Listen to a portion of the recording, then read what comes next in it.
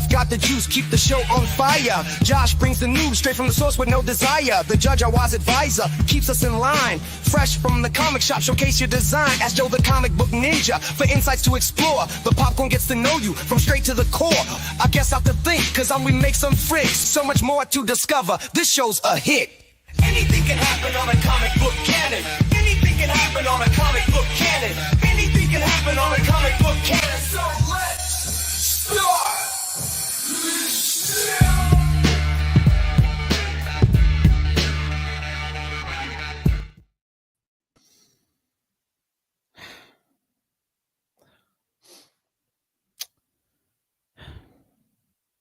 Comic book canon community.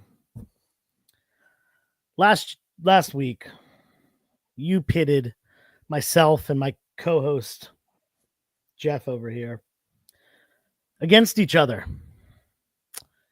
We were told, hey, let's have a little friendly game. Let's Joe and Jeff submit to Fresh from the Comic Shop, and we'll see who the winner is. Well, that has caused 7 days of turmoil in our relationship, in our partnership.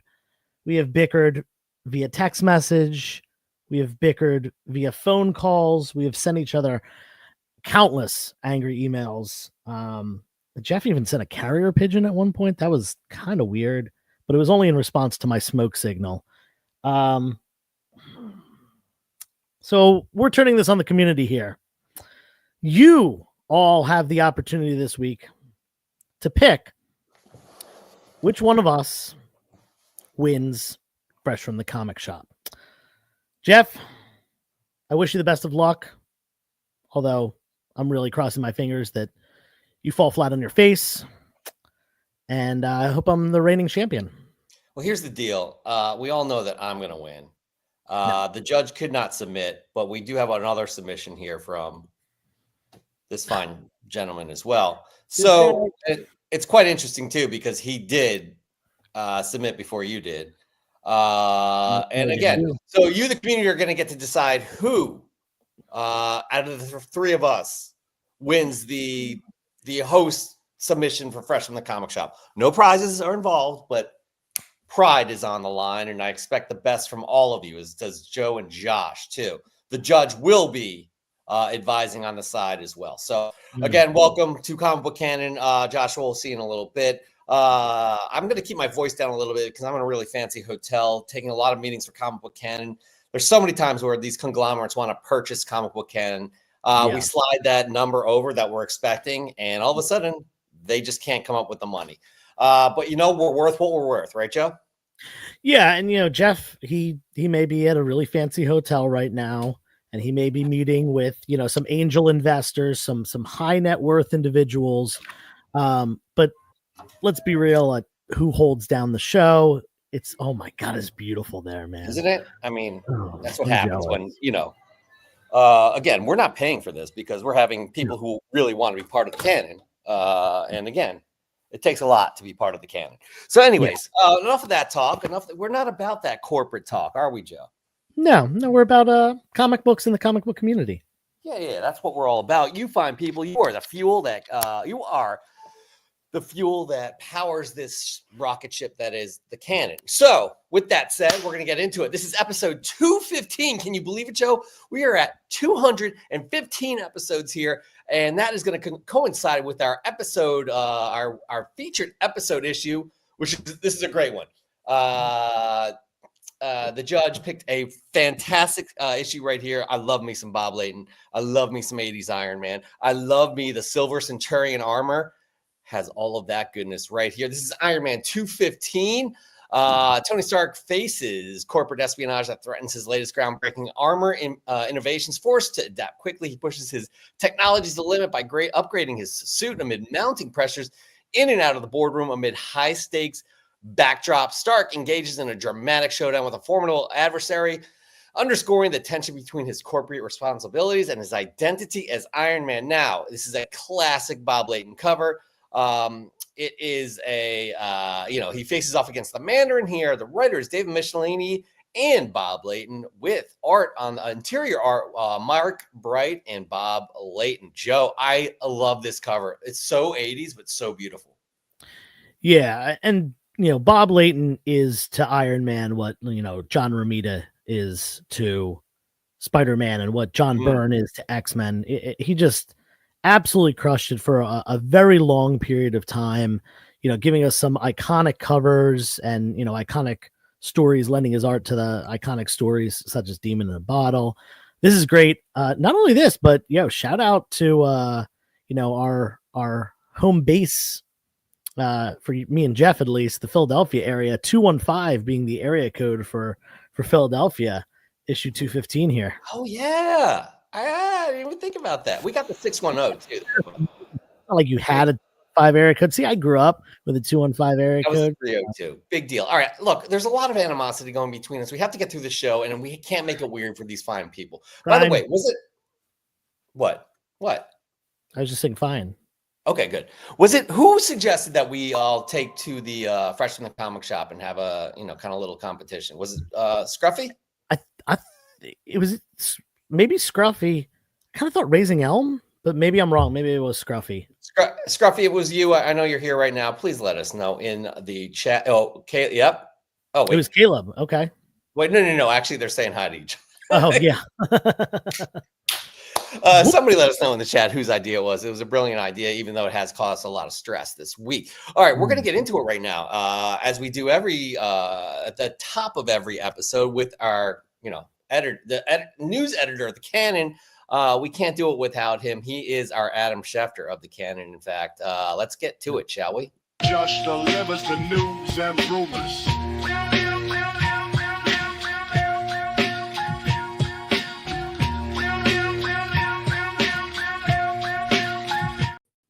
Joshua, lots going on in the news. What do we got, huh? Yeah, we are here tonight, and we are ready to reveal some great news. Some great news. There's no bad news, is what you're telling us. This week has no bad news, not one iota of bad news. Actually, yeah, pretty much. Well, a little bit of a damper of a news, if you know. Okay, what I mean. Well, let's get to it because we want to keep the show positive tonight. I'm in California. The judge's home state. A lot of you people are from California as well. I respect that. It's sunny outside. It's beautiful at this luxurious resort. Am I rubbing it in just a little bit too much? Yeah, probably. But that's what happens. Again, when you have these conglomerates that want to purchase the Canon, they fly us all over the world. So with that said, Joshua, can we just get into the news? Yeah. So start off some DCU news.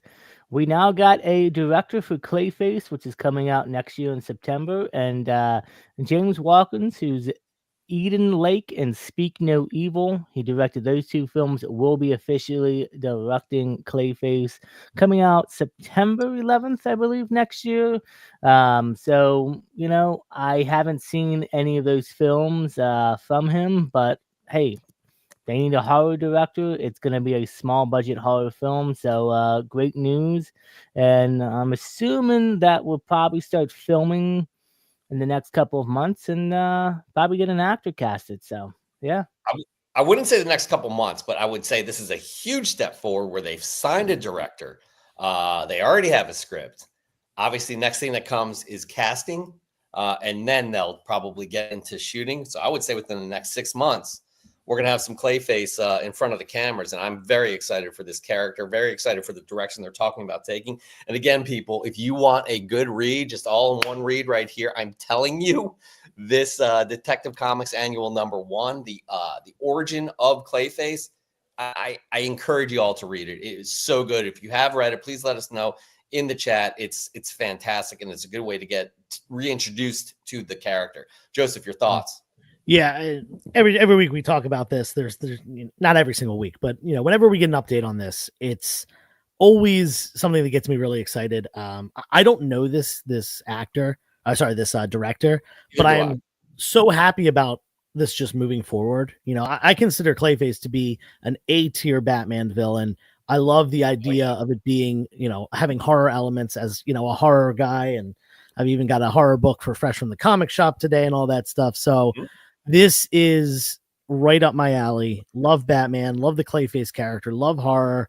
I know there was initial, talk about Mike Flanagan working on this. I don't know if that's still in and he's not directing it. He's going to be doing something else, maybe writing, because No, he wrote the script.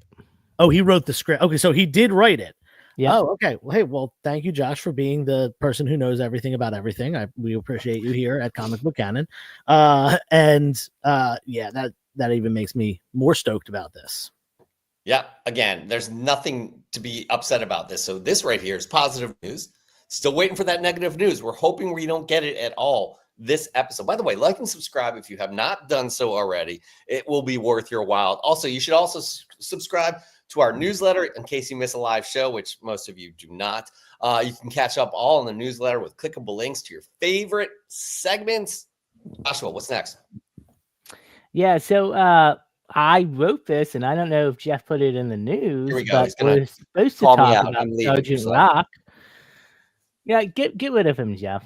Or Joe. Get rid of his All right, camera. cool. We don't need him. I'll remove him. He's So out of here. I got some this wasn't the damper news I was talking about, but it kind of is. Daniel Craig has dropped out, had scheduling conflicts, and will not be in Sergeant Rock. However, the film is supposed to still go into production and still be made. And Jeremy Allen White, who is on The Bear on FX, he played in Shameless as well, is also supposedly been offered the role for the part. I think he would do a pretty good job, and if not, hopefully he will be in the DCU at some point. I think he's a phenomenal young actor, and like I said, if you've seen The Bear, then you would know for sure. An interesting thing is another actor in The Bear is playing in Fantastic Four, so we'll it's a good time. It's also a bit sad. I was looking for the Daniel Craig, but I guess the show must go on, and maybe he'll be recast, and we'll see him down the road. Yeah, and Jeff, welcome back. We'll Thanks for tolerate having you me. for Yes, a little really bit appreciate longer. Jeremy Allen White is great. Like I haven't watched The Bear at all, but I've seen him in minor roles and things, and obviously playing a decent sized role in Shameless.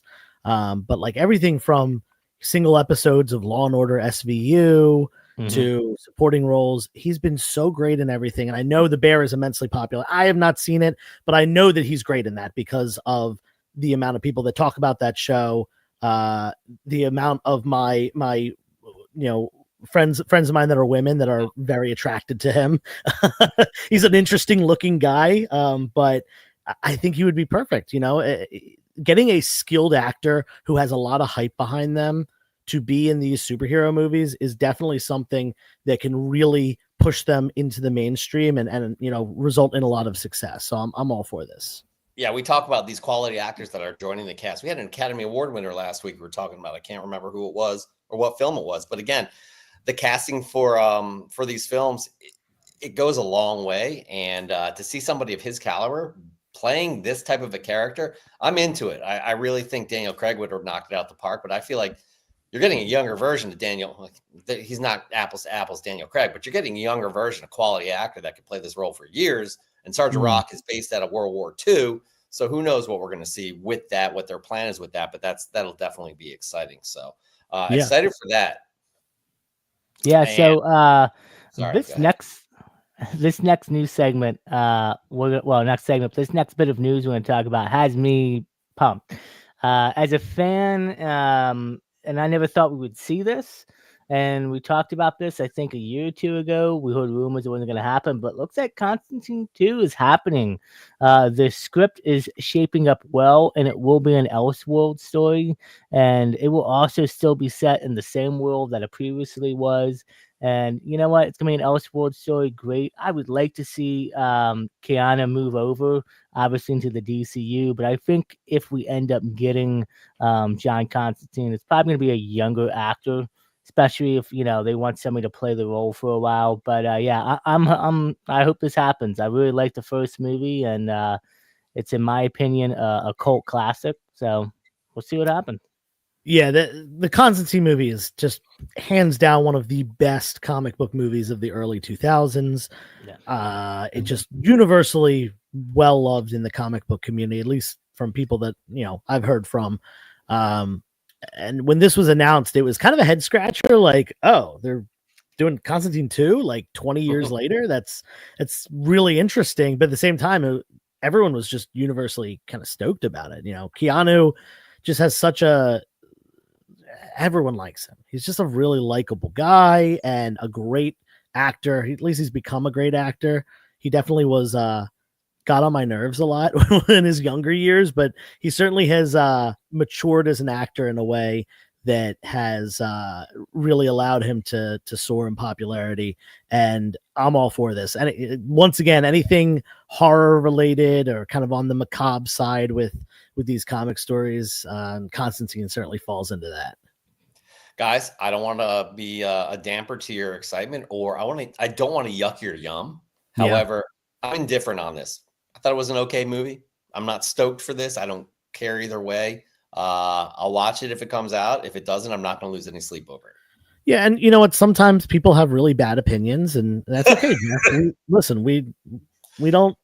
We're not going to yuck your yum or yum your yuck. Okay, that's fair. Here's the deal. We're going to move on to the next segment. And again, Joshua, this is going to be positive. Am I right? No. Okay, so then before you get into it, let's have these people like and subscribe if they haven't done so already, because we may lose some viewership over this. Go ahead, Joshua. So yeah, a little bit of a sad news story. Marvel has reportedly paused the development of multiple TV projects, one of them being Nova, which we recently talked about, something I was looking forward to. Strange Academy and Terror Inc. were also looking to be made into television shows. And, you know, I kind of feel like out of all three of these, obviously Nova is the one I want the most. I'm not worried about the other two. But, you know, we'll have to see what happens. And just knowing that they paused it doesn't mean it's canceled. It's just, hey, you know, Marvel's, you know, ramping up right now. They've got a lot of projects already announced that are coming out in the future. We still got a couple of films and shows coming out this year as well.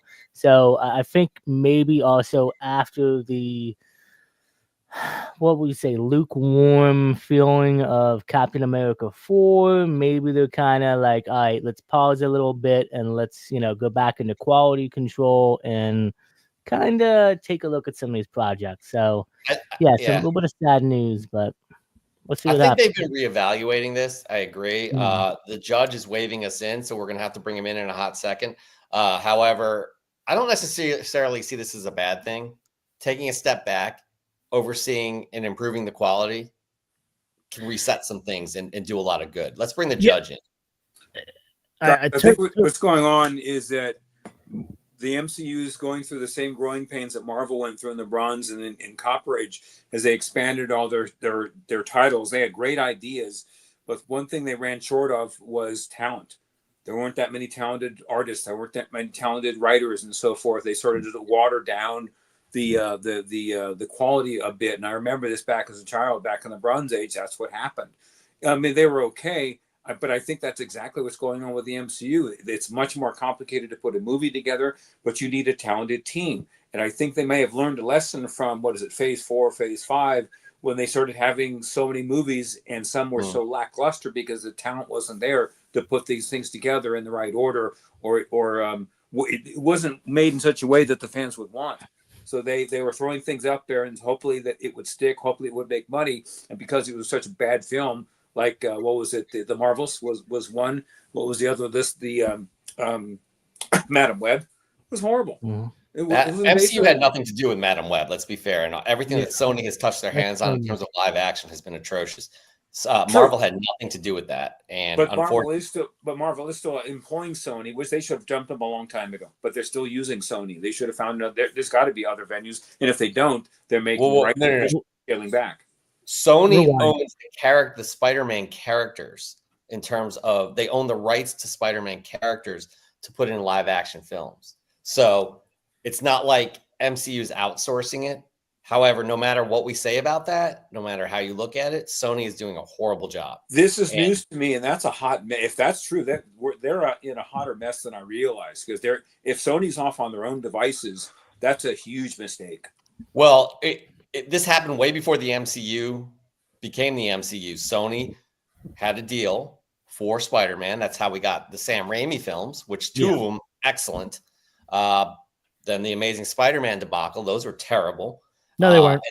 And then they were like, look, we're not getting this Spider-Man thing right. Let's figure out what we can do here. And they collaborated with Marvel. And what do you know? The fans won. Both studios won in terms of financially, and there was critical acclaim for those films. So Sony tried to start their own thing again by doing this stupid like villain Spideyverse or whatever it was, and it's failed.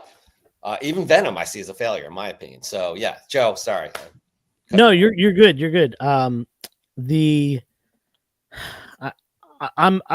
you on this one as far as if it's not going to be good, I'd rather them cancel it.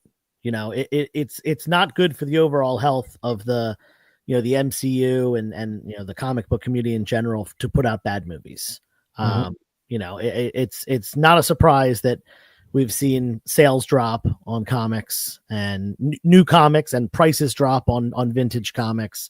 Obviously, a lot of that has to do with how much they actually spiked during the comic boom. But I would rather them take their time, cancel things that they don't think are hitting, so on and so forth. I am bummed about Strange Academy because I thought that would be a really, really cool live action to do. Or even an animated, you know, just some kind of a series.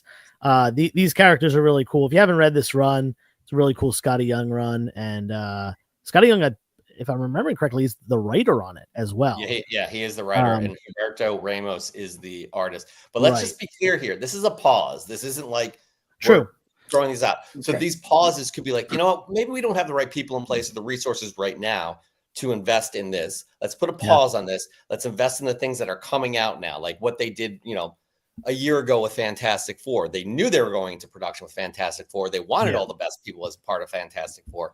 That's what could be happening here. So that's a fair point. A very fair point. Let's be careful because, again, what you were saying, Dan and Joe, you know, maybe things were diluted a little bit, expanding and having so much content and realizing that they could only kind of focus on what they focus on. That's what made them successful earlier on. So let's just kind of keep that fresh on the mind right there. And hopefully these projects do come to fruition. So, well, I also want to point out too, I mean, in a couple years, we're going to technically be getting a soft reboot of the MCU after Secret Wars. So, you know, even if say these three shows go into production in a couple months, and let's say we see them a year or two from now in between Secret Wars and stuff, where the story's going to fit at, how the character's going to end up, because if you're going to go into a reboot, they might, you know what I mean? So maybe they're pausing it and they're going to wait and save this to after Secret Wars and then start bringing in different content. But, you know, we'll have to see what happens.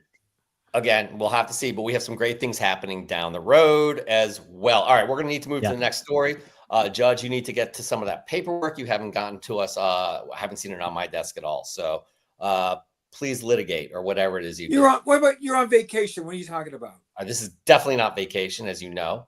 I've taken many meetings for the Canon, and I have turned down a large sum of money for people who want to buy this IP. So let's keep that in mind, everybody. I'm doing everybody a favor. He's doing it poolside. All right, he's out. Done. I hope that doesn't go. He doesn't judge against me later in the day. All right, so Joshua, let's move on to the next story, shall we? Yeah. So this is something that I kind of been a long week for me, but ComicPRO, which is a industry meeting for the nonprofit trade association to support comic book retailers and give us information and let us know about different things that are happening. And we got some big announcements, some new creative teams, some new runs, and a great crossover, which I'm excited to read and check out. And we just don't have a lot of information on it right now, but let's just start off with some of it. Chip Zdarsky is going to be writing an all new run on Captain America. But what really excites me about this new story arc that he's going to be doing, it's going to be immediately after Steve was awakened. And it's also going to be set during World War II time, right before he joins the Avengers. And it's also going to be the first ever battle with him and Dr. Doom, supposedly. I don't know how that's going to play out due to the fact that it's set in World War II, and I don't think Doom's around unless it has something to do later with the new like Doomsday underworld thing that's going on. Time travel. Time travel's a thing. Well, pretty much. But I'm excited. Like I said, Chip Zdarsky is one of my favorite writers. He did phenomenal job on Daredevil. Go check that out. And he pretty much said, he got a taste for Captain America when he wrote Avengers Twilight. And he's kind of doing what Frank Miller did. Frank Miller did Dark Knight Returns, and then he went back, rewrote the origin story for Batman. So I kind of feel like we might be getting that. And to see a Captain America set before he joins the Avengers, I think that's going to be great. And I'm really excited for this run. It looks like he also has a new costume, like some sort of night costume here on the right. So, or stealth costume, a night costume, Joe. But I'm very excited. I love Twilight, by the way. And Chip Zdarsky, excellent writer. I do have to check the Daredevil run. Joe, your thoughts on this? Yeah, just before I go to my thoughts, I want to hear something from you. You just said you really like Twilight. Are you Team Edward or Team Jacob? I'm pleading the sixth. Yeah, this is cool. I mean, I'm interested on Zdarsky, his take on Captain America, because we've seen him absolutely crush it on Batman and Daredevil recently. Grittier characters than Captain America. So I'm interested as to how he's going to transition to a character like this. Everyone calls him a Boy Scout, and that is a great way to describe Captain America. Going away from these characters that definitely have a lot more grit and darkness inside of them. So I'm excited about this. It should be cool. I'm not a big Captain America guy. Probably won't read it, but I'm excited to hear what other people have to say about it. Joe, I think I have a goal for you this year. It's to get into, like, I know you read a couple new issues, issues here and there that come out during the year, but yeah, I want you to pick up a run for 3 issues. That's all I ask. 3 issues. Okay. And maybe it'll be this run. Maybe it will. Maybe not. Okay. Also, it could also be the next run that I know Josh is super excited about. Josh, what do we got? Yeah, man. DC announced quite a few new runs that are in the works, but my highlight, and you can see from the background and up top and everywhere, Batman is my main guy, and Matt Friction is writing an all new Batman take. It'll be renumbered back to issue 1. It's going to have a new look. Obviously, you can tell from the bat suit, new bat suit, new gadgets, new looking Gotham, and a new Batmobile. And he said there's going to be, callbacks to all the old, villains and allies, but also some new members will be joining in as well. And I really just cannot wait to see what they do with this. And I think it's going to be an interesting time for Batman fans. And it's going to be interesting. And I'm assuming they're going to scrape away from what Chip did and pretty much reboot it. So they're getting away. Maybe we'll see if Alfred makes a return. Who knows? Joe. Yeah. This is cool. And this is kind of a big deal. If you think about it, this is only volume 4 of Batman. And this is a major character that has not been rebooted too often. We got initially the original run ran Golden Age, Silver Age, Bronze Age, Copper Age, all the way up until 2011, where they rebooted at New 52. New 52 lasted a couple years, I think till 2016, if I remember correctly. And then we've got Volume 3, which is, most people just call it Rebirth. That's been going on since 2016, so we're at 9 years at this point of Rebirth. A lot of great stories, a lot of great writers in there. Shout out James Tynion, probably the most loved of that. Now we're getting volume 4, and we've obviously got like other things going on, Absolute Batman and Elseworld stuff and spin-offs and whatever. But this is big. This is big, and it's a great jumping on point. Maybe this is where I do start at number 1. This is a great opportunity because this is a character that I definitely like a lot more than Captain America. That's fair. Again, just 3 issues in a row. All 3 in a row. Don't pressure me, man. I'm not. Josh, are you on my side sensitive here? Very. Okay. So here's the deal. I love this announcement. I love the look. This is covered issue 1 on the right here. It looks incredible. And Josh and I spoke about this a little bit earlier. I don't like how they're rebooting it to issue number 1. And I understand. I haven't been kept up with the latest on this Batman run, but speaking of Zdarsky, he's done some interesting things, to say the least, in the Batman mythos. And Josh tends to believe that it's going to kind of be rebooted in this, and that's maybe why they're doing it in issue 1. I just don't see the need. I'm tired of it. Like Spider-Man, Amazing Spider-Man, my favorite character. They're starting another volume in the next few months. I just want it to stop. Just have this legacy numbers, you know? 7, volume 7. That's what they're doing. It's unbelievable. And he's been around since the 60s. Batman's been around, 20, 30 years earlier. So like, it just really bothers me that they have to reboot to another number 1. With that said, though, I do like the team that they have on here. And the visuals are incredible. There's more visuals from that ComicPRO industry meeting, but and announcements that they have there. But again, I'm excited about the announcement. I'm just not hyped about issue number 1. Yeah, no, I totally get it. And it does make things convoluted, especially for people jumping in. I do want to say that I do think legacy numbering was a great idea, because you can kind of figure out exactly where it is. And if you know things well enough, you can figure out which volume it is and so on and so forth. I think that it's probably something that's not going away. I agree, because it makes them money. And speaking of making them money, this news piece probably has a lot to do with that. Sorry, I do want to say, before we get on to the next DC/Marvel announcement, I didn't write it because there was so much info, but Supergirl is also going to be getting a whole new run. But Crypto, the Superdog, will be getting his own series as well. I believe it's going to be a 6 to 12 issue series, if I'm not mistaken. And it's going to be in the eyes of Crypto. It's going to be his story. And what's interesting is Crypto is not going to have a voice. He doesn't talk.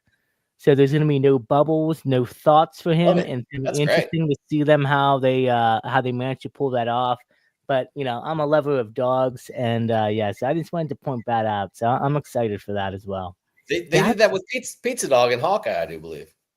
Yeah, that's really cool, especially having him be the focal character of the title and stuff like that, and him not even having a thought bubble. Just kind of, it's going to be very interesting, because the artist is really going to have to depict what Crypto is feeling, doing, thinking, all that stuff. And I think that really leaves up for a lot of art, not just challenging, but just leaves the artist up to some really like interesting interpretations, and opens the door for them to be really creative with it. Well, the interesting too about the story is it's going to be Crypto, the last Superdog of Krypton, I believe is the title.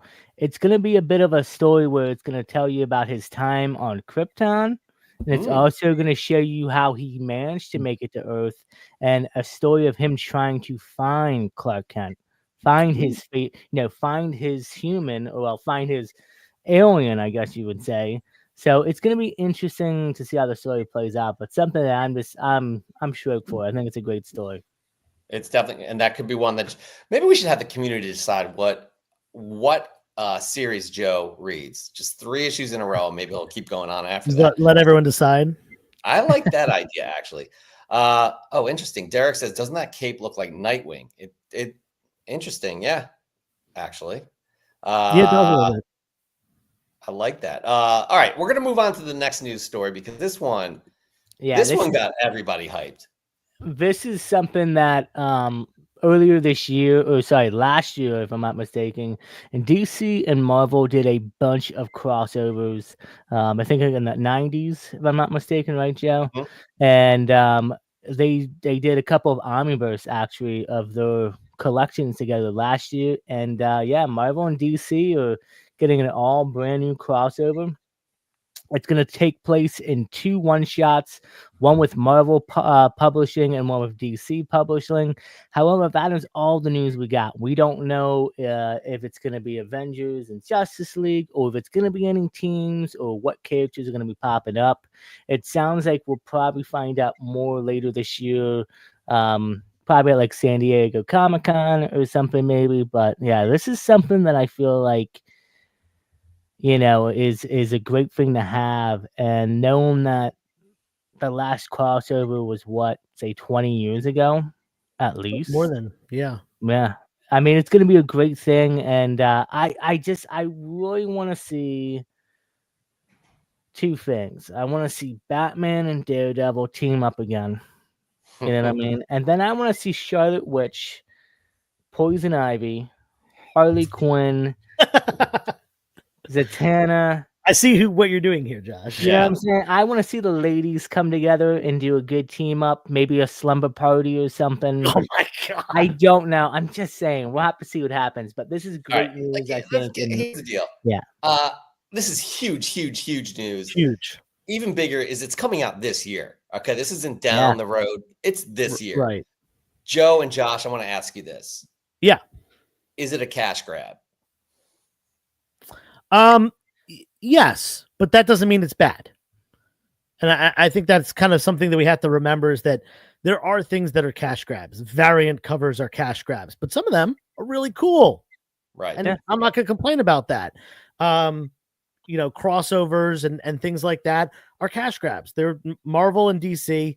It's great that they can do this. It's great that they can come together, work together, and allow these superheroes in two different universes to exist and coexist and interact every once in a while. Like Josh said, it's been over 20 years, and I think it's a great time to do it. They waited. It's not like this is something that's happening every few years.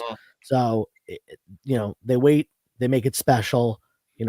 Fingers crossed it's done well. It has been in the past. I don't think anyone really disliked JLA Avengers. I've never heard bad things about it.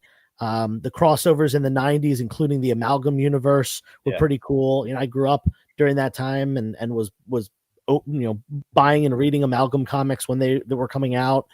I'm all for this, as long as it's done right. I am too. Again, I just wanted to throw that out there. The industry has done better. And it needs something to kind of, and when I asked you about the cash grab, I'm just wondering if they need an influx of excitement right now. And this is what they're going for. It's not a bad thing to go for, by the way. There are a ton of fans on both sides or crossover fans that love both of those properties. But I just hope that they don't feel like they need something to save them.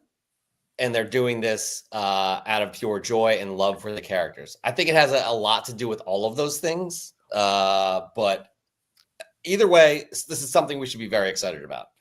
I just had a thought, and this is just me. But what if, we got a Marvel doing one shot and you got DC doing the other, right? What if we get the DC Absolute versus the Marvel Ultimate new universe? That would be cool. But that's just a thought. But what I was going to say too was I think all comics and crossovers are cash grabs, honestly. Let's just be real. But I think as long, and what Joe says, as long as the story is done right and there's heart in there and it's meant to get you excited and it's good, I'm all up for it. I mean, I don't think it's probably not going to cost any more than any other comic issue. I don't think, maybe a few dollars more depending, but I think this is a good thing, and I think it gets all readers excited, new and old. So yeah. Josh, I really like that idea that you had, that Ultimate Universe and the Absolute Universe, just because it doesn't affect the mainstream continuity.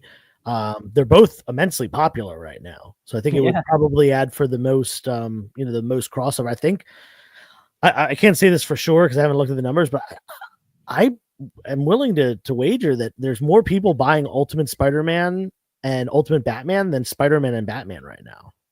Probably. Actually, I'm going to do some research on that. I want to look that up. All right, Josh, you're in charge of that research. Thank you. I wasn't like volunteering technically, but crap. Josh, I love that idea of the Ultimate and Absolute universes.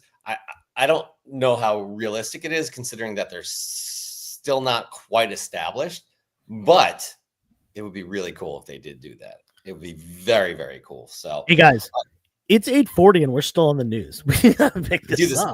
The news is becoming bigger and bigger. Josh is going to ask for a raise, and we're going to deny it. But let's just move on to the next story. Josh, what do we got? So this is actually a request from the judge. He asked if I could talk about this a little bit, so we'll bring him in. You're in, Judge. You're in. And the question on this is: will Jonathan Majors return as Kang to the MCU? And there's been no official announcement, but I can speak from what I have heard on the back channels on from different people. And Marvel is now, after court and everything, and after everything was dismissed, and Jonathan Majors is actually making a little bit of a comeback in Hollywood right now. I have heard from sources, named unknown, can't say who they are, perhaps Jeff, perhaps not, perhaps Joe, perhaps not, but other sources have said that Marvel is actually kind of having an opening door for John.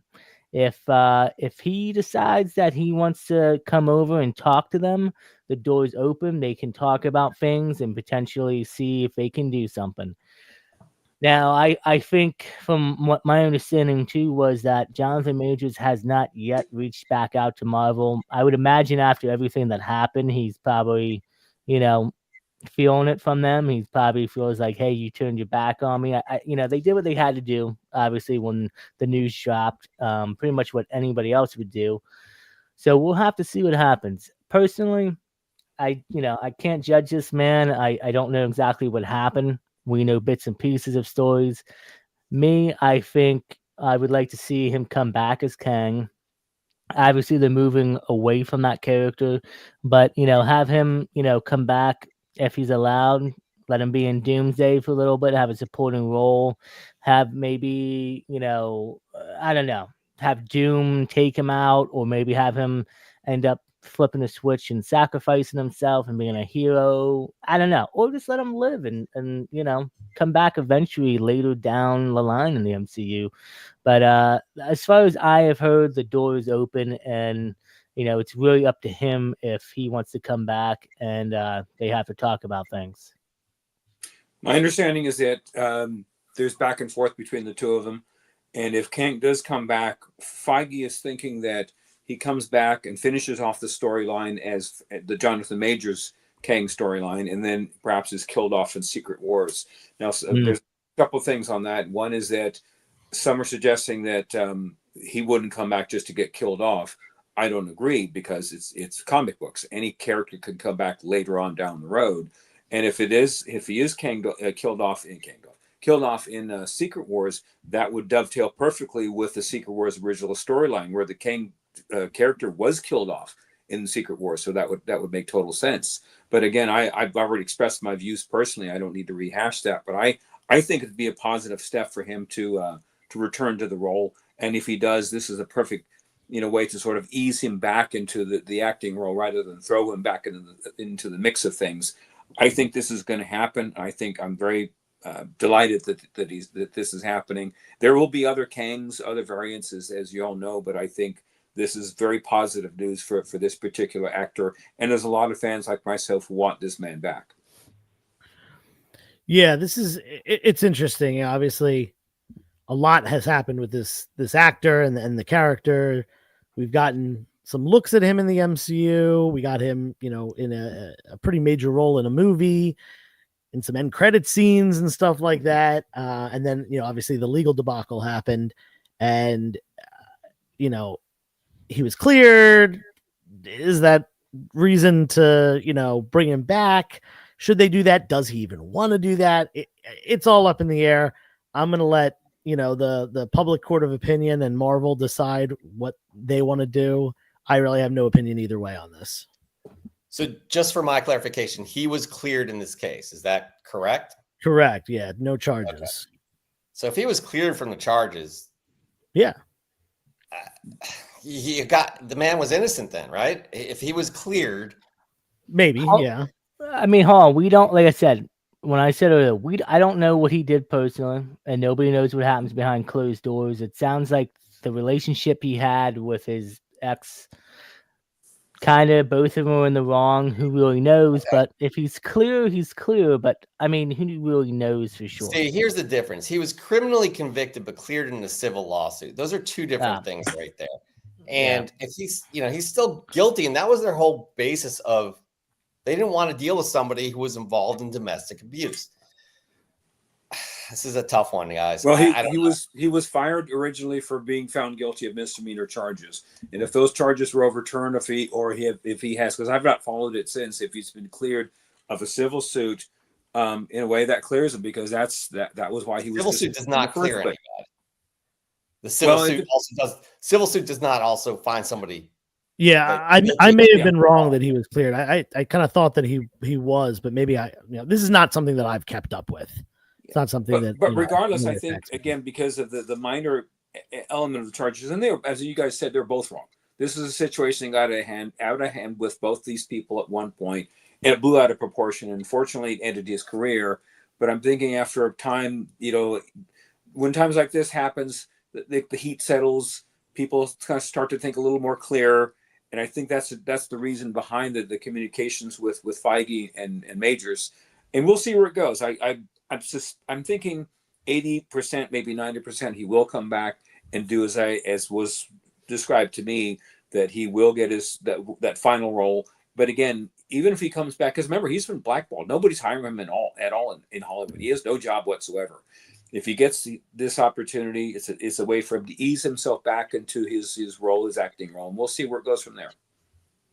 Yeah, again, but we will see. Like this is something I personally have to think about. Let's say I had a friend who was convicted of domestic abuse and found guilty. I would have a problem with my friend doing that, like big time. So yeah, I don't know. I don't know. It's hard for me to say. He was phenomenal as Kang. He's phenomenal in everything he does, but I have a hard time. I don't know the facts, and maybe I should educate myself on that. So, all right, we got 2 more news stories coming up. We're heading into Rumorville here, but in a weird way, we've talked about this. Judge, we're going to let you go back and do your work. Joshua, what do we got here?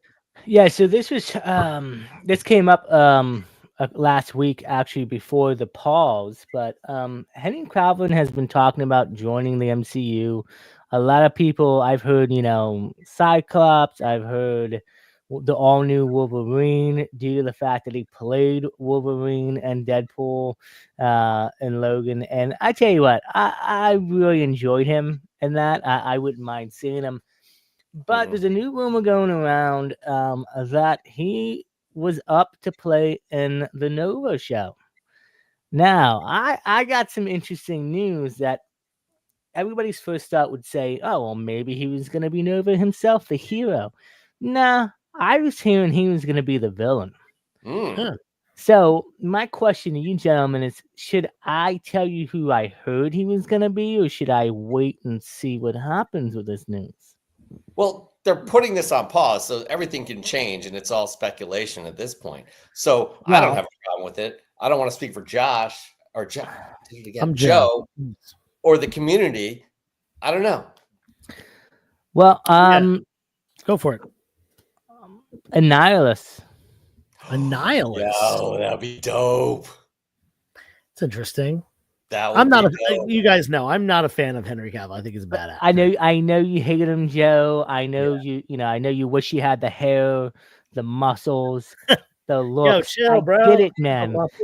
I get it. Okay, but I think Henry as a villain for once, I think would be interesting. Again, it's just a rumor. It's just a rumor, folks. We don't know, but I thought it was interesting to hear about that. That is interesting. All right, we're gonna move on to our last rumor here, because again, news is getting larger and larger here in terms of segment time. Here we go. Yeah, so a couple weeks ago, Harry Goodwin, was making some announcements. He was making some cryptic messages, you would say, about him playing Green Arrow. And new rumors going around, but he has already been casted as Oliver Queen, the Green Arrow, and his debut will be in a cameo in Peacemaker Season 2. What do you guys think about that? Yes, please. Absolutely. Looks the role. Sure. Why not? I'm down with it for sure. Love it. Love that they're casting. I mean, again, this is all rumor, but happy to have that happen for sure. Have his debut in Peacemaker. I'm definitely down for that. Cool. Joe. I'm with you. We said this when we first talked about him. He absolutely looks the part. And this is a character that a lot of people do know who are not necessarily huge comic book characters, because there was a long-running show on CW that people that weren't into comics did watch. So great character to bring in and help boost up this new DCU. And he looks the part for sure. All right, That there, right there, that there. I think we got to. Just delivers the news and rumors.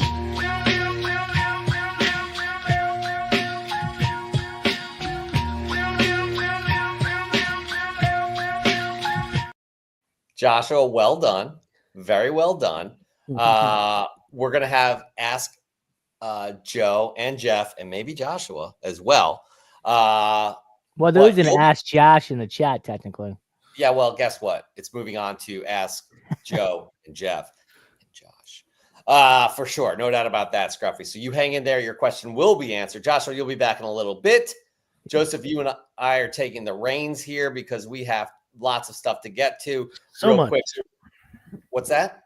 So much Stuff. We're going to say hello to people real quick first. There's no popcorn tonight because somebody did not send us their popcorn.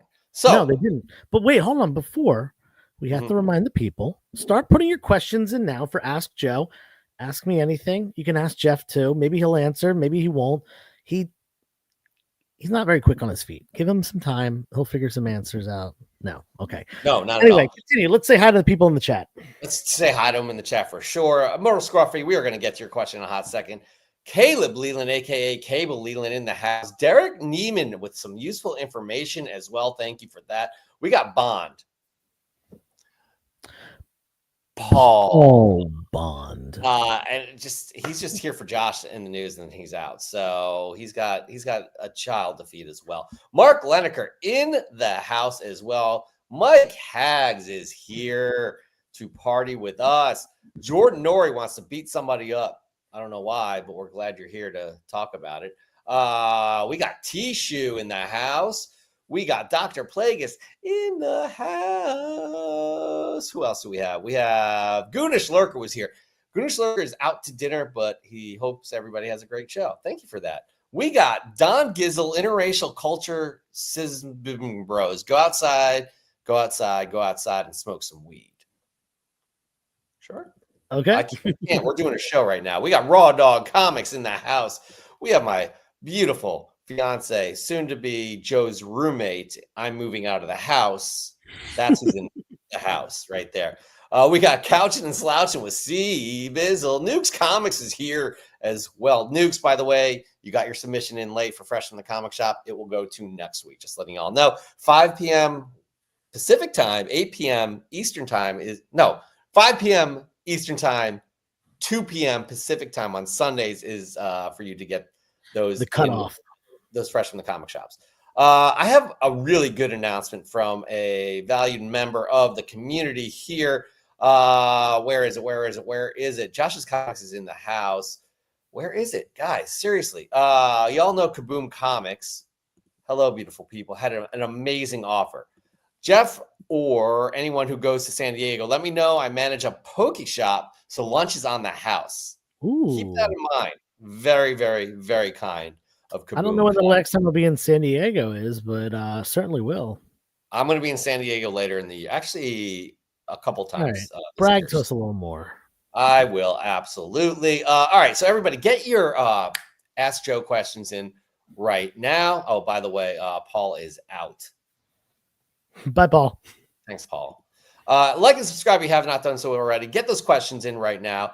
Oh, Kaboom is not just an artist, but also a chef. Oh, snap. You're making the pokey, too. All right, guys. We promised you last week a new segment that I just couldn't get it done in time for the show, but I did release it, or we did release it on Tuesday. Every week, we are going to have a pick of the week, a new comic book pick of the week that you can pick up this Wednesday. It's also going to be accompanied by an original song each and every week. Can you believe it? We deliver. This is why people want to pay top dollar to purchase Comic Book Canon. We deliver. So everybody, this is the brand new segment. It is the pick of the week. Check it out. It's the Comic Book Canon pick of the week. Make no mistake, it's not for the meek. So let's get to this week.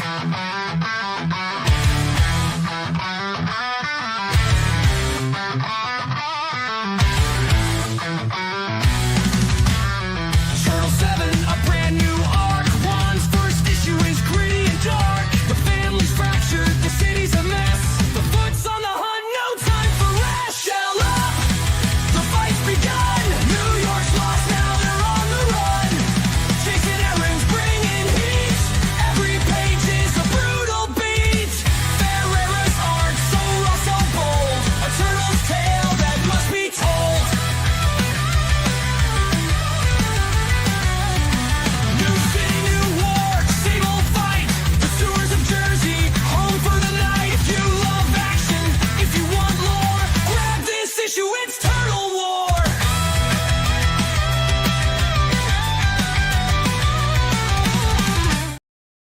That's it. Teenage Mutant Ninja Turtles number 7 will be the pick of the week.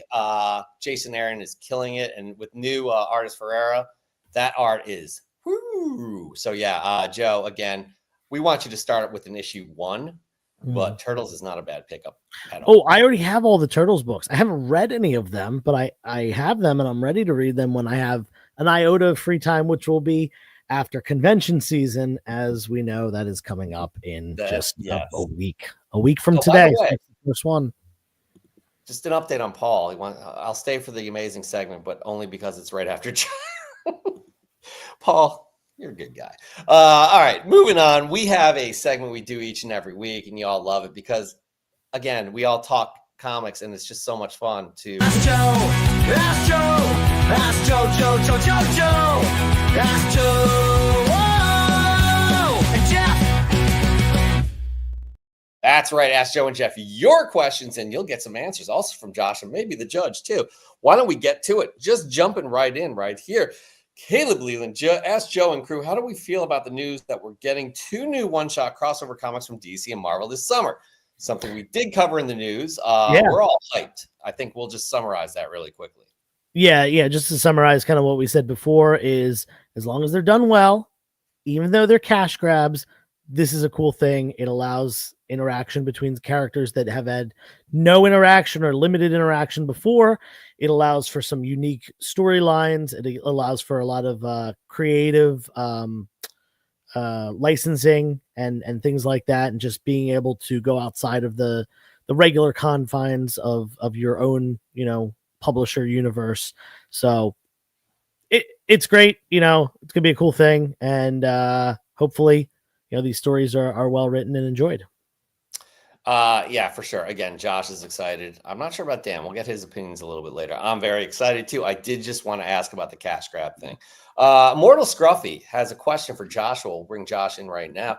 Josh, did you hear about the Rock being Apocalypse? We talked about this quite a few episodes ago, actually. So yeah, I did hear about it. We'll see what happens. I think the biggest fan and supporter of this news right now is Joe. And yeah. I'm with Joe. I don't want to see it. I don't think he's got gravitas. I don't think he can portray. I mean, The Rock's entertaining, sure, but to be such a freaking just this heavy character, right? I'm missing the words. So you're more better than at words than I am. So let me ask you guys real quick. Who would you cast as Apocalypse? Oof. It's got to be somebody heavy, like a heavy hitter in terms. Yeah, honestly, we spoke about him last week. Yeah, Javier Bardem. He'd be a cool Apocalypse. Yeah, he could bring that. I mean, we talked about him as Mr. Sinister, but he's got the acting chops for that too. That's what I'm saying. He just plays that kind of like just Apocalypse, a pretty evil dude. Like diabolical. You gotta be really diabolical. Yeah. I got to think about that. I got to think of another actor possibly. So we'll see. All right. Thanks, Joshua, for coming in. Really appreciate it. Ask Joe and Jeff, what will be the best new book of 2025, and why is it Red Sonja Attacks Mars? I don't know about that. I'm not into Red Sonja. Shout out Dynamite Comics first of all, because they're great people there over at Dynamite. We like them. I'm not a Red Sonja fan either, but they're putting out stuff that people like. I've heard a lot of good things about a lot of the Disney villain runs and stuff like that as well. What will I do? I think the best new book of 2025. Well, this is a really hard question. Yeah. I'm going to be completely honest right now and say that I have not read a book that has come out in 2025 yet. I am very behind on my reading, and I've read a couple. I've read a handful of comics, but it's been all older stuff and things like that, one shots and story arcs that are older, were printed prior to 2025. So I'm just gonna go ahead and say that we had some news today, DC crossover with Marvel, and I'm excited about that. Hey, real quick, the judge has to leave early. He wants to say goodbye to everybody. Judge? Hey guys, my apologies. My wife needs my help. I gotta go. She's had a long day, long story. But so I love you guys. I'll see you next week. My apologies, but I gotta bail early. Everything okay, right? Everything's fine. It's just, again, she needs my help. I haven't spent any time with Get to her. the wife. Get Yeah. to the wife, please. Yeah. Love you guys. All right, Take care. See you next week. All right. Okay. I just realized we have a little conundrum here now. We don't have a judge for Fresh from the Comic Shop. Is it in Josh's contract that he has to do it without pay if Dan can't be here? Yeah, we'll see if he can actually handle the responsibility. I don't think he's immature. But let's get back to the question here. What book? So here's the deal. I'm excited about the Absolute Universe. You got Green Lantern. You have Flash coming. I do believe there's a Martian Manhunter one. I'm excited for those books. However, these new announcements with Batman 1 and Captain America #1, I'm intrigued by Zdarsky's Captain America for a few reasons. For me, that's what I'm most excited about. And are both of those confirmed for 2025? Oh, that's a good question. They might not be. Often they announce things a year plus out. Well, I'm hoping that it is 2025, so that's going to be my pick. Okay, sure. I'll allow it. Cool. Moving on. Nukes Comics asked Joe and Jeff, who goes on the comic book Mount Rushmore? Got to be a little bit more specific. Is it an artist? Is it a writer? Is it a character? Is it a series? Is it? I think the question is probably creators. Creators. Okay. By the now, way, I just want to.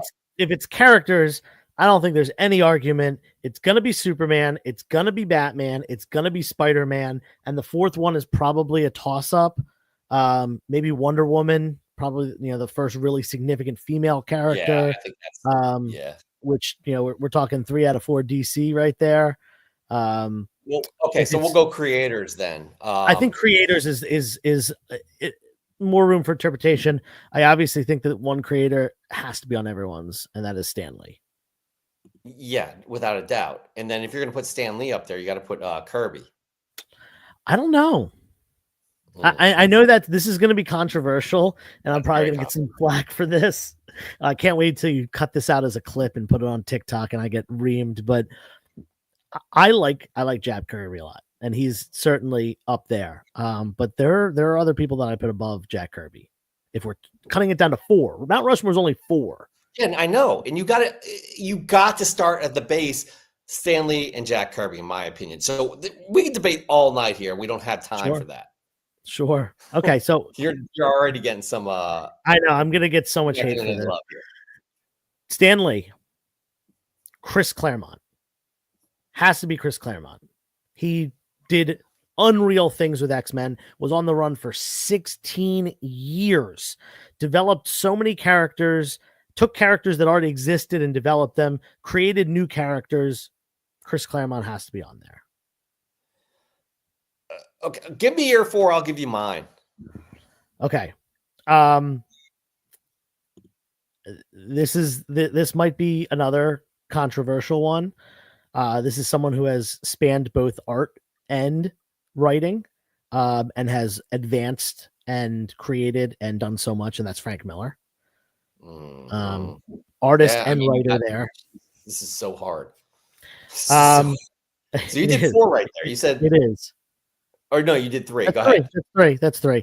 Man, and I'm just going with writers right now because all of these are writers other than Frank Miller's both. So I kind of want to go. Who's on your Mount Rushmore of comic book creators? 4 people you have to pick. Yeah, I kind of want to go with my last one. So many are running through my mind right now. Because there's a lot of people that have advanced the industry and so much, but the one thing that keeps coming back to me is John Romita. He gave us so much for so long with Spider-Man and his work with Marvel prior to that, and man, it's so hard not to pick him because he's one of my favorites. I definitely am being biased here on that one with my favorite, but sure, we'll go John Romita. Dr. Plagueis, I know this is Ask Joe, but he's wrong. I have to go Stan Lee. I gotta go Jack Kirby. Listen, Kirby, I'm fine with Kirby being on it. you know, I honestly kind of just want to take back my Romita and put Kirby up there. Yeah, I would actually do that. John Romita is very influential, but yeah. So, Stanley Jack Kirby. I mean, if you're putting it up for your Mount Rushmore, your personal one, I'm going to go John Byrne because he had he had as much of an impact as Chris Claremont, but also on Fantastic Four. Also, he kind of revamped Superman, rebooted Superman in a way, has done so much across so many different publishers. And then I guess because I'm a visual person and what he's done with the independent publishers it's Todd McFarlane. Yeah, that was one that ran through my mind because not only did he really advance the art styling at Marvel in the late 90s or the late 80s with his work on Hulk and his work on Spider-Man, and just did really unique things. And now that talking about this just makes me want to go to Neil Adams now because he did that long before. It's so difficult. It's so hard to do. It's so hard. This is one of the hardest questions. Nukes, you always provide amazing questions. So, all right. I hope we answered it. Because again, I feel like we leave it open ended because we're going to think about it and be like, maybe it's this one or that one. So, anyways, all right, we're going to move on to our final question as of right now. Before we go, I'm gonna say mine one more time because I think I've solidified it with Stan Lee, Chris Claremont, Frank Miller, and Neil Adams. I'm gonna go with those four. Stan Lee, Frank Miller, Neil Adams, Chris Claremont. Yes. Again, I'm gonna go Stan Lee, Jack Kirby, John Byrne, Todd McFarlane. Cool. Okay. Our final question of the night, Paul Bond. Ask Joe, how can we get Josh on the show permanently as a third member the whole time? It takes 3 legs to make a chair stable, and I've heard he's got your third leg. Paul's banned from the show. Yeah. That was wow. He's obviously a huge fan of Josh, but we'll leave it at that. Ask Joe. Ask Joe. And Jeff. I'm so used to standing up the whole time. This is very weird for me to be sitting down. I feel like I'm very subdued. My energy is low. Please, everybody, comment and let me know how low my energy is and if I'm just not myself tonight, being in this luxurious resort that I was flown out to because people want to purchase the Canon and we just turned them down. Yeah. A staggering sum of money. All right. So as you all know, another popular segment that we have is Did You Know?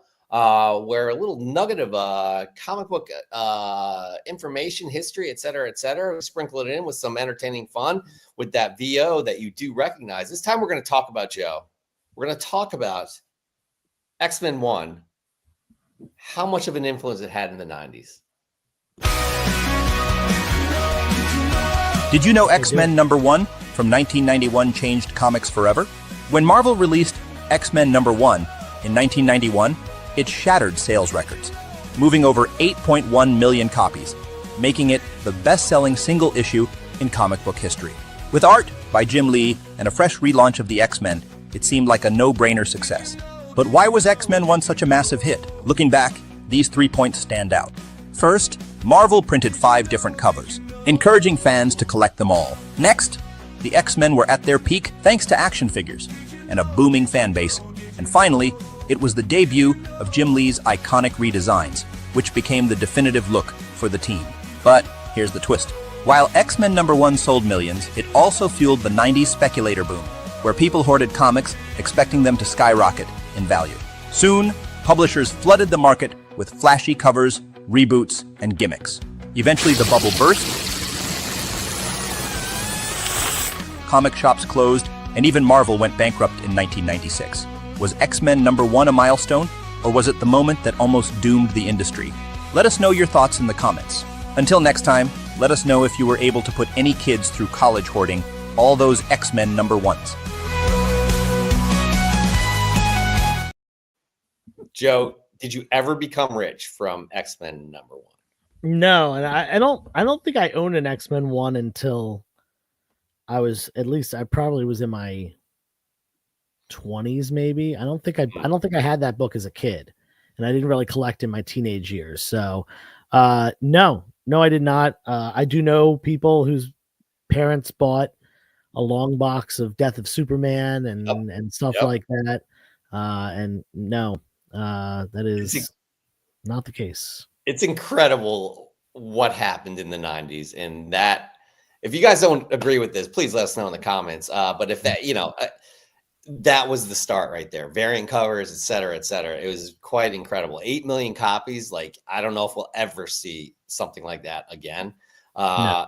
And it's a great issue. It really is. But I again, staggering. So that's Did You Know? By the way, Did You Know? We rerun Did You Know as its own segment every Monday on YouTube's and all the socials. Tuesdays will be the pick of the week, and we're going to figure out the rest for the week. But that's how we're going to operate everything. And here we are, end of the show, where actually, let's bring them in. The three of us are going to go head to head. Obviously, only pride is at stake, and it's going to have to be the audience that picks who the winner is between Joe, Josh, and myself. We'll have those submissions at the end. If you haven't liked and subscribed, please do so. We are at the tail end of the show, the most popular segment on YouTube. It is called Fresh from the Comic Shop. If you don't know what it is, just listen to this little ditty. Fresh! Fresh from the comic shop. Your collection's treasures ready to pop. It's time to share, don't let it flop. Fresh from the comic shop. Take a shot, make it bright, give it style and flair. Show a book that's unique, something rare out there. Tell us why it matters, what's the story behind. Pull at our heartstrings and you'll surely shine. Sponsored by Crafty Comics, where collections flex their style. Museum quality slabs and displays with 99% UV protection. Because your fresh gets deserved the spotlight.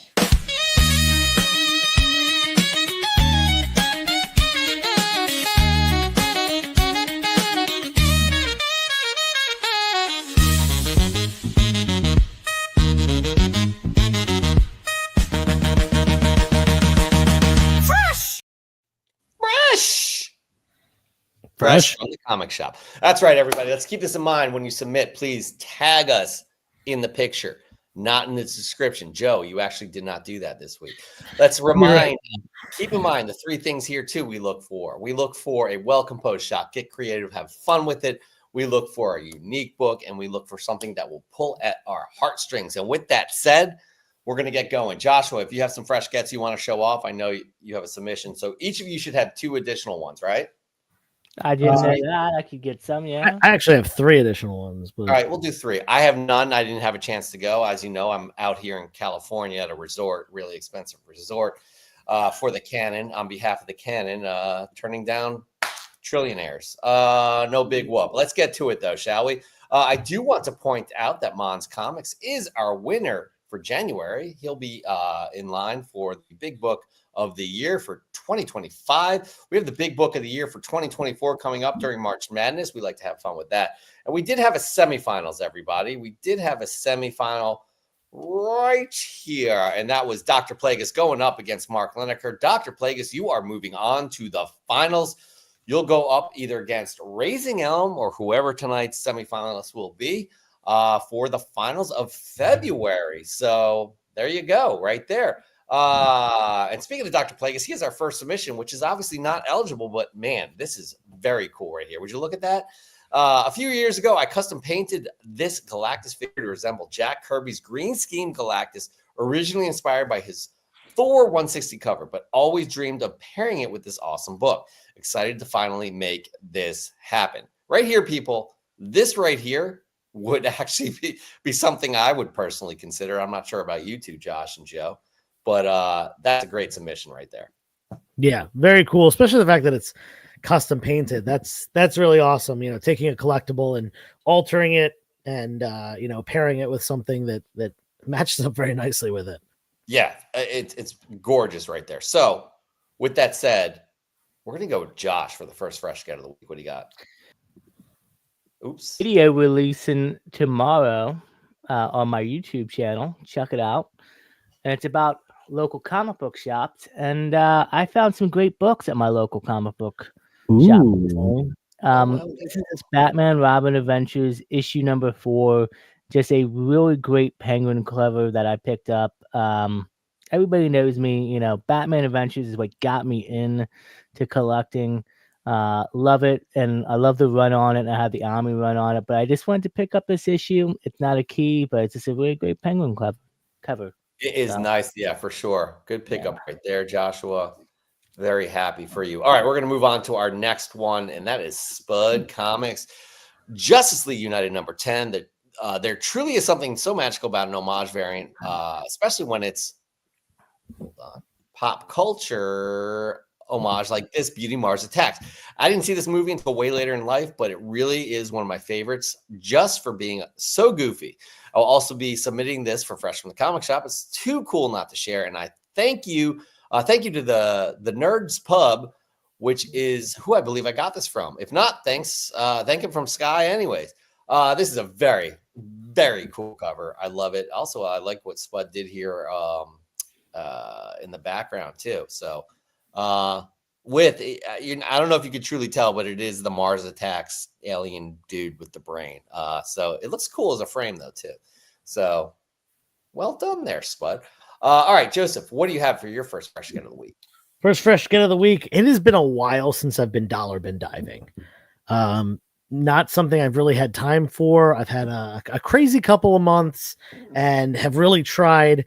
Obviously it's been cold, so it's not as much of going to flea markets and stuff. And I've really tried to avoid spending a ton of time on going out and searching for comics when I have so many here that I'm working on getting processed and ready to sell or organized for my personal collection. So not often that I go dollar bin diving anymore, but I found a really nice one. There's a great dollar bin find.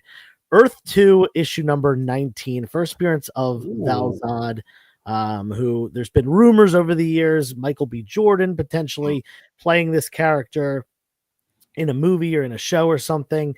That was pre-gun, so I don't think that's anything that is on the table right now, but you never know. It could certainly pop up again.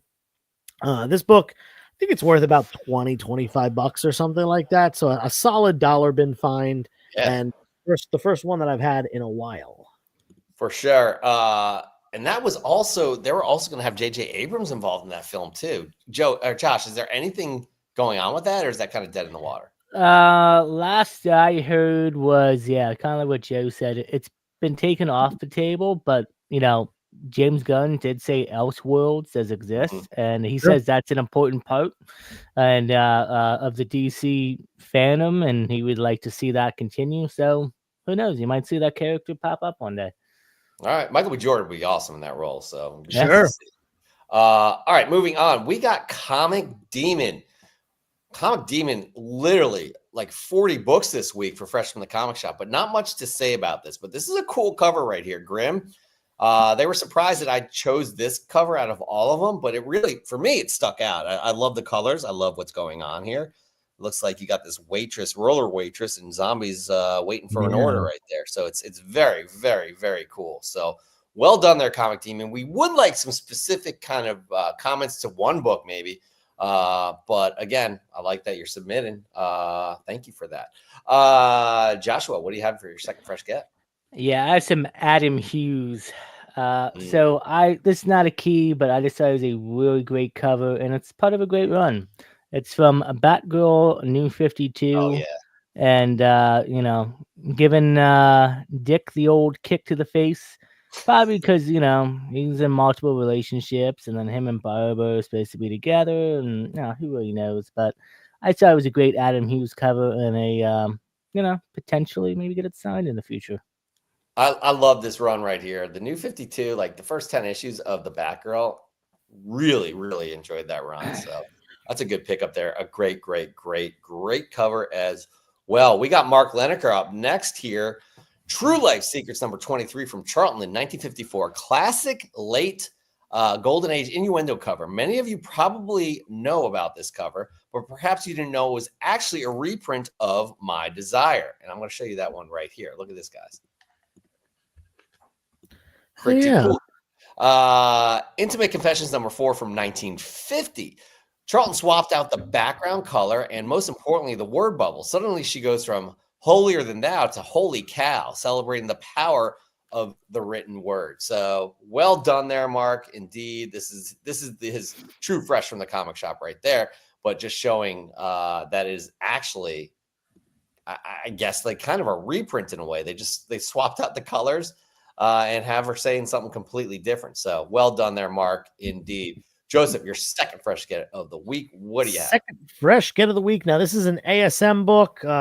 Over the past couple of years, you've seen me bring a lot of ASM to the table, mostly issues that I didn't have in my personal collection. This one I actually had already, but I had a very, very low grade reader copy, had a detached cover. The cover was stapled back on. It was frayed and stuff. This one, a little bit more respectable, probably like a very good condition. Not terribly low grade or anything like that, more towards the mid-grade realm. This is Amazing Spider-Man number 18, early issue, Steve Ditko art, of course, written by Stan Lee, Sandman cover, and it is the first appearance of Ned Leeds, who not only was a major, supporting Spider-Man character for years and years, decades and decades, eventually meeting his end during the Hobgoblin saga, but he's also been used in the Tom Holland movies, at least in name.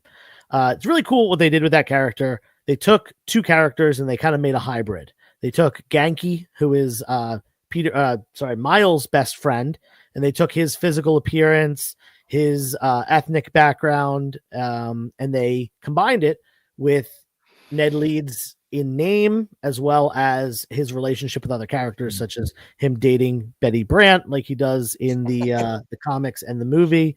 And they just made a hybrid character. So I think that's pretty cool. Definitely an important supporting character. And just, you can't go wrong with that early Silver Age Ditko ASM.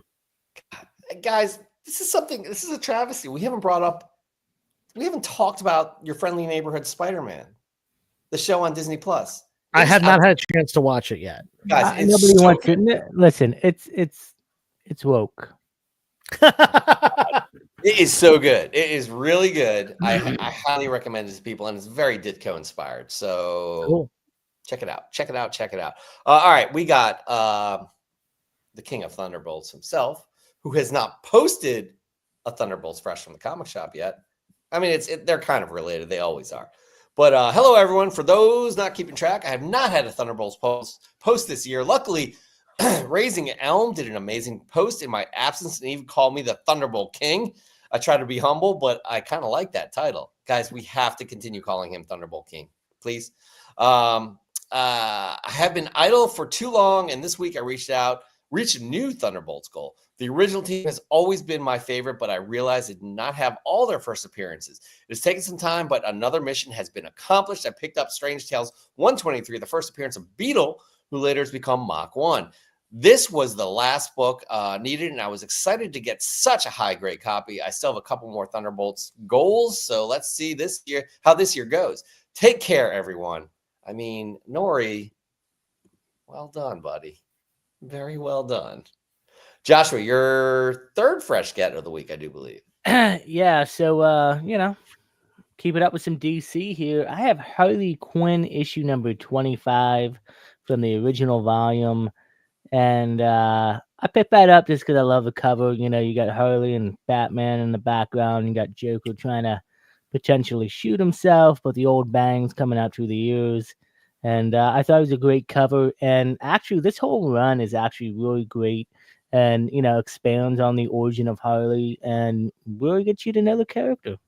And got some fantastic covers, too. That's a really cool cover.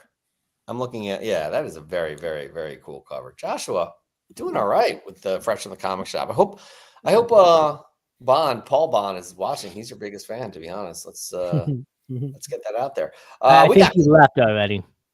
Well, he missed out. That's why you need to stay all the way through on a comic book canon episode. Anything can happen on a comic book canon. True. That's very true.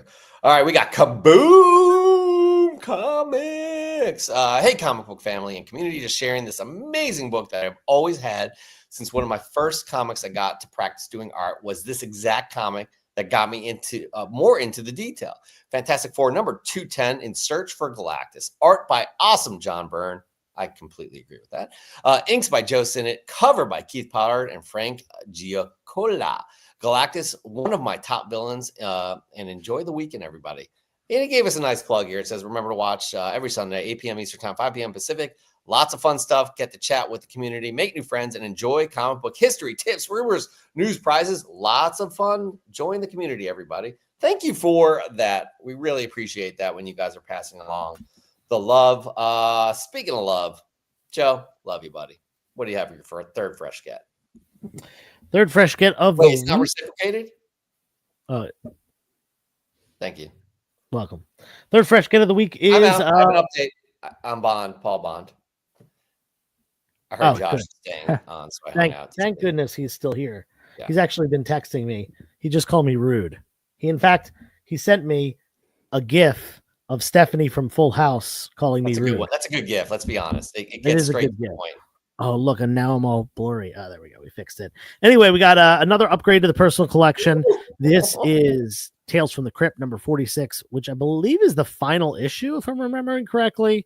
Jack Davis cover with a werewolf on it. Love this cover. Always been one of my favorites. I grew up Wolfman, the Universal monster movie Wolfman, Lon Chaney, one of my favorites.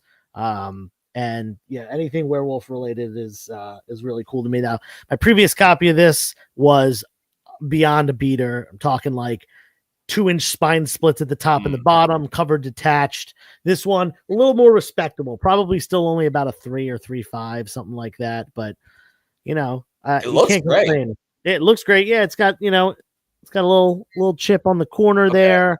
Definitely some spine wear, but that's fine. I'm usually with Tales from the Crypt and any EC stuff, as long as it's at least like a 3 with the cover attached, that's really where I want to be. I don't mind if it's low grade, as long as it's all attached and readable and everything. By the way, I hope you notice I've stopped saying my hilarious joke that you came up with the phrase low grade is better than no grade. I didn't come up with it. I know I stopped saying. I got tired of saying that joke. But anyways, thank goodness. You're welcome. Moving on, we got Justin, aka Raising Elm. Howdy, comic fam. I recently found a fun issue for Eli's growing PC. What if Mickey and friends became the Fantastic Four? This may be a bit of a stretch for some of you, but it's clear to me that this book has potential, at least for kids his age. Honestly, this issue is a solid addition to any adult's PC too. And it may very well gain some heat as we get closer to the release of the summer blockbuster. Fantastic Four First Steps. We make a point to do comic book canon every week, Sunday at 7 on the dot, no matter what. We're all here. Much love, comic fam. Justin, we love you, buddy. And I hope you all got what he did there with the words. Ooh. Yeah, I don't know. Next up, we got Super Crispy Comics, another San Diego native. Probably too late for submission. By the way, this was last week. Probably too late for submission this week for Fresh from the Comic Shop. This is what I found this weekend. No clue what it's about, but I thought the homage cover is pretty funny. It was great to finally get out to the swap meet with my sons to hunt for treasure. Happy Sunday, homies. This is a really cool variant, or I don't know if it's a sketchbook or what, but it's a duck looking like Frank Miller's Dark Knight. I didn't even notice that at first. It's crazy. It literally says Return of the Duck Knight on the cover. Oh, that's funny. It says Midnight Sulker too. I don't know what that is. But guys, this is a well-composed shot. This is a really unique book. And he got it with his sons. So I just want to point that out. Moving on, we got Goonish Lurker. Here we go, Goonish. Here we go. Coming at you with a shot from my workshop in the house.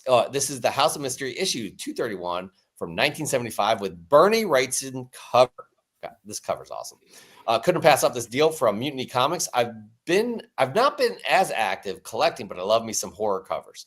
Yeah, for sure. again, a really, really nice looking cover right there. I'd say Silver Age. Bernie Wrights and goodness. All right, so here we are, guys. Before we get to any kind of selections, we have the audience. We need your help, audience. Your help here, because the three of us have submitted, each of us fresh from the comic shop, based off of request. I do believe it was I do believe it was Scruffy. Please confirm, Scruffy, if this was you. We're gonna go in order of submission. Okay, guys, order of submission. Yeah, right? and let's do this. We're gonna do it order of submission, and so I mean, Hey. I submit. Oh, Hey. sorry, what's that? Don't kick me off. I wasn't Your going to say camera shut anything. off. Yeah, my camera shut off. I do want to say something. How we should vote on this. Nobody vote yet. Think about who you want to win. Yeah. Oh, yeah. Look at all three people, and then we'll say it, and then we can kind of tabulate the votes all at once, so they're all in one spot. Okay, so here we go. We're gonna start here. We are gonna start with me. Okay, here we go. Where am I? This is so weird doing. Okay, for my first ever submission to Fresh from the Comic Shop, I want to reminisce of long winters past, where my brother and I would bring out our GI Joe toys in the snow, build bases, and eventually use accessories and figures. I look upon those times fondly, as my brother and I always had that GI Joe bond between us. Sure, we would fight a lot, and maybe more than normal siblings do, but he's my brother, and I will always love him. So take this post as a tribute to him, he continues to love the things that we grew up with together and bonded over. As for this issue, it's G.I. Joe #2. I mentioned quite a bit on the show how G.I. Joe #1 was my first big boy purchase. But back then, issue 2 was more expensive because it was harder to find. I want to thank 360 Comics for getting me this beautiful newsstand copy. That's how it's done, gentlemen. Next up, in order of submission, we got Josh's Comics. That's right, Josh's Comics. Hold on. Where is it? Oh, there we go. Fantastic Four, #209. First appearance of Herbie the Robot. This is why I love this book the most right here. First John Byrne artwork on the Fantastic Four. There's nothing like reading classic stories with first appearances. Then when you hear or faintly see that the character makes a TV or a movie debut, it makes me all excited. The Fantastic Four trailer showed us that our lovable robot Herbie will be in the film. I can't wait to see him transfer from comic page to the big screen.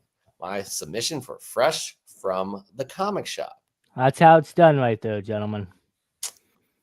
You took note from me, buddy. And finally, here we are. 360 Comics. Looks familiar to a shot I've seen somewhere before. There's just something magical about reading classic and historic comic books in their original form. Between all the menace of buying, collecting, sorting, bagging, boarding, pricing, selling, rinsing, and repeating, it's more important than ever to find some time to relax and take in the stories and art that made this medium special to me.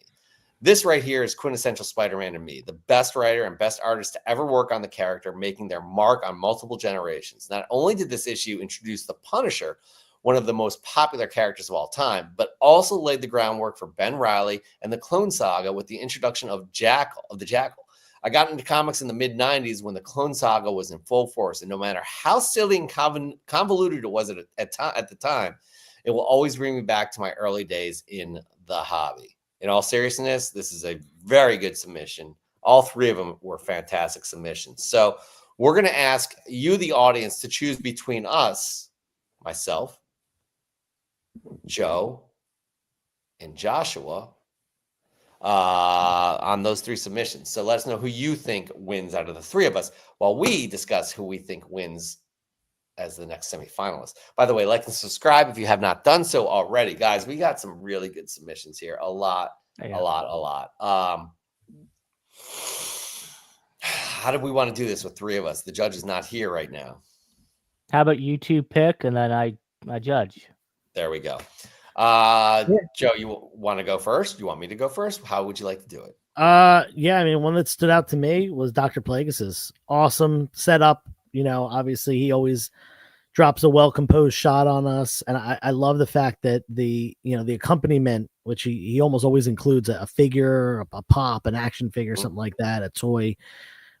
This one being custom painted just adds another level to that. The So fact cool. that, it's something that he worked on himself. That's awesome. That one got me. for sure. I have to agree here too. However, he is not eligible. He is in the finals. Oh, okay. Well, that makes that easy. My next one is Mark Lineker. Love Yep. what he did. Love the presentation. Love the nuggets of information he added to this as well, and also the context too. So I Mark Lineker, he's up there for me for sure. Joseph, next. Yeah. So, Mark Lineker's is great. That was one of the ones that was up there for me as well. The fact that dropped some history on us, really cool cover, really interesting that it was a reprint, slightly altered, yada yada. But another one that's great was Super Crispies. Yeah, Really cool. This is unique as it comes. None of us had heard of this or seen this book before. Well composed shot with the Batman, the book that it's homaging in the background. And of course, a family that hunts for comics together, stays together. That's awesome that he was out there, finding that book with his son. This one definitely checks all the boxes for me as well. Yeah, this is on my list too. 100%, no doubt about it, on my list. So I guess it's my turn. I like what Radioactive Bug did. No, you can't pick yourself, dude. Oh, my fault. I'm sorry. I was confused by that. Those are, Mark Lineker and Super Crispy were the ones that kind of led the charge for me this week. Yeah. I don't know if you have any others you want to mention. Actually, no, those. I gotta say, Nori Jordan did. I did like what Nori Jordan did. I do. I do like this one. This one is up there, but I do not think that this one is as good as the other two that we saw. There's one that stands out for me, and actually we overlap on. Actually, well, you did Mark. We overlap on both, but there's also one that stands out to me. Is it the same one? That's the real question. Yeah, I'm gonna say what my top one is that I think should move on, and that's Super Crispy. That was mine as well. So we are in agreement here. Joshua, do you have a gavel? Josh goes and gets a spatula. I will take my water. It's Deer Park water. And fancy. I will say it's official. It is official. Super Crispy. Whoa. Wait, hold on. Do that again. That was awesome. It vibrated the whole table. Oh, wow. Supercrispy.comics. You are moving on to the final or semifinals. I'm sorry, up against Raising Elm. That was a great submission with the Wheaties box. So you guys are killing it. You guys are absolutely killing it, and we love you for it. Keep those submissions coming. Let's see where we're at here. Well, I already know who won. It's a runaway. Josh has 0 votes, and I have 1, and the rest. Are you serious? Yeah, it's all for you, Jeff. Yeah, 1, 2, 3, 4, 5 for Jeff, 1 for me. Josh, 0. Wow. Okay. Yeah, Dr. Plagueis, Jeff's. My vote is for Jeff. Meets all the criteria and incorporates the elements with the cover. Thank you. You think you can do this to me? Oh, here we go. I'm putting news cases on all of you. Hey, Josh went away by the. I don't know what. Something happened. Must have happened to the internet. The camera broke. I think he shook it too much with the bottle hitting thing. Be careful with that bottle. Listen, everybody, it has been a day for me, but my God, I'm so looking forward to this show. Getting the show ready on the plane today. Thank God I had really good internet. And again, so excited about these new segments for you. We were having a blast doing them. Let's add Joshua again. And again, we're going to have Did You Know on Mondays, the pick of the week on Tuesdays. If you would please like and subscribe or like and share those. We'd truly appreciate that. We'll be back again next week. I don't know. What do you guys want to say? Everyone that lives here on the East Coast, especially up in the Northeast, it's about to be con season out the wazoo here. I have a week from today. I have Philly Comic-Con, which awesome show. If you haven't been to that, definitely come. Josh, are you going to be there? Will I see you? I should be there. Yeah. Great. Week from today, Philly Comic-Con. That kicks it off. It's a smaller one, but the week after that, all weekend long, Saturday and Sunday, Elite Comic Expo in New York City. Jeff, I hope to see you there. Wait, when is it? second weekend of March. I'm going up the 7th to set up, and then 8th and 9th. Where is it? In New York City. I forget large. where exactly it is. Okay. Bronx, Queens. No, I forget. Anyway, that one. The week after that is King Con in North Jersey, North Central Jersey. Yeah, King Con the week after. 2 weeks after that, then is the last weekend of March. That is One Day Comic Show in South Jersey in Cherry Hill. Then in April. I have Super Jersey Comic Expo, which I forget which week, and Lehigh Valley Comic Con, which I also forget which week.